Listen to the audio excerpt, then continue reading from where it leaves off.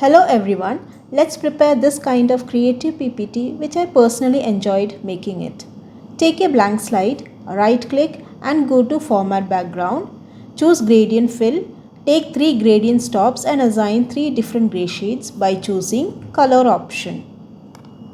Adjust the transparency to 25 to 30%. Once the colors are assigned, go to the direction and select linear right. Then close the format background tab.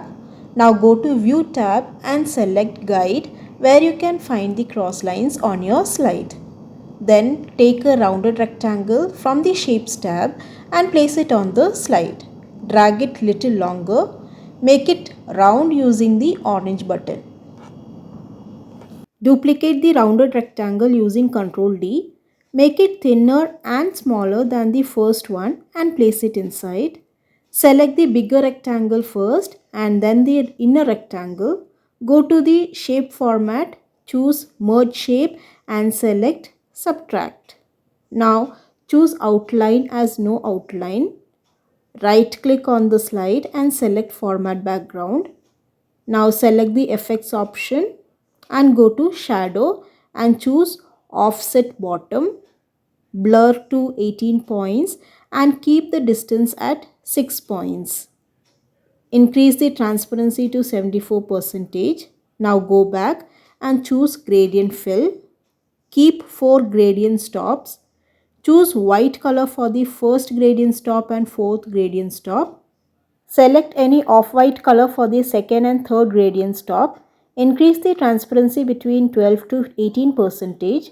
Next, go to the direction and choose linear right and close the format shape. Take a rounded rectangle from the shape tab and place it like this. Give it a round shape by holding on the orange button. Now right click and go to the format shape. Increase the transparency to 42%. Insert a small rectangle somewhat like this and select the bigger rounded rectangle followed by the small rectangle together. Go to the merge shape and select subtract. Now place a rectangle on the side of the rounded rectangle. Select both the shapes and go to merge shape and choose fragment.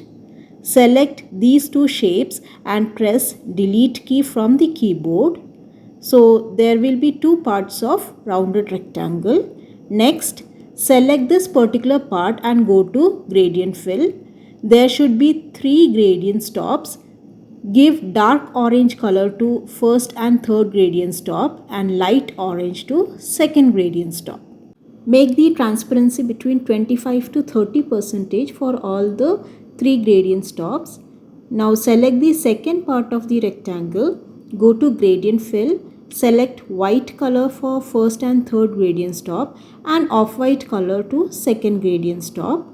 Now take an oval shape. Fill dark gray color. Go to the effects option and increase the size of the soft edge to 5 points. Drag the oval shape here, right click and send to back. Now insert a rectangle somewhat like this. Select the shapes together, go to merge shape and choose subtract. Now duplicate the new shape using Ctrl D. Go to rotate and flip vertical and place it like this. Select the shapes together and press Ctrl G to group them.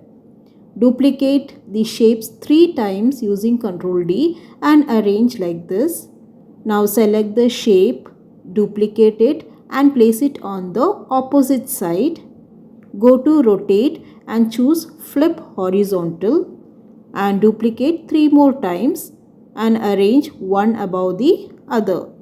Select the shapes by holding Ctrl key together, right click and choose ungroup.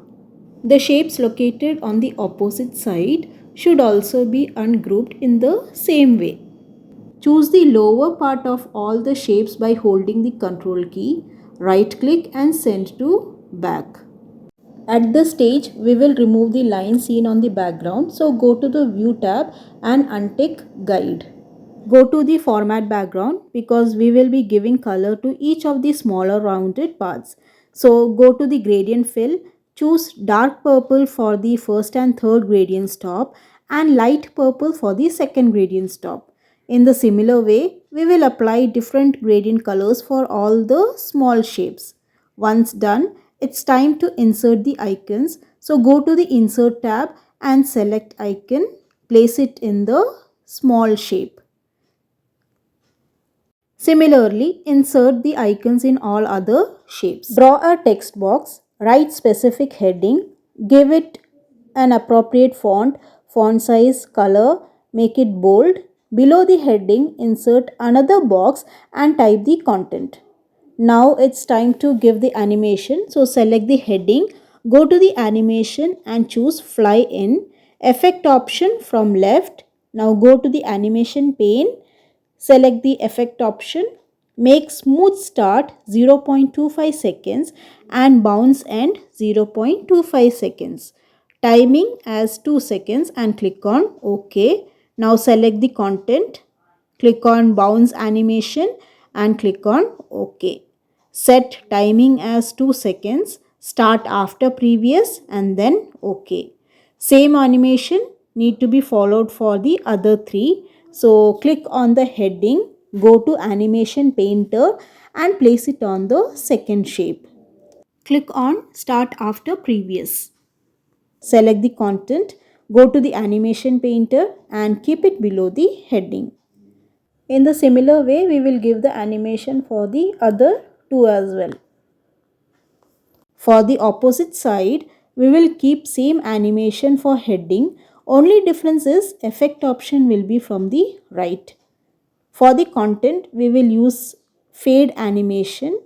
So select after previous, timing 2 seconds and then OK.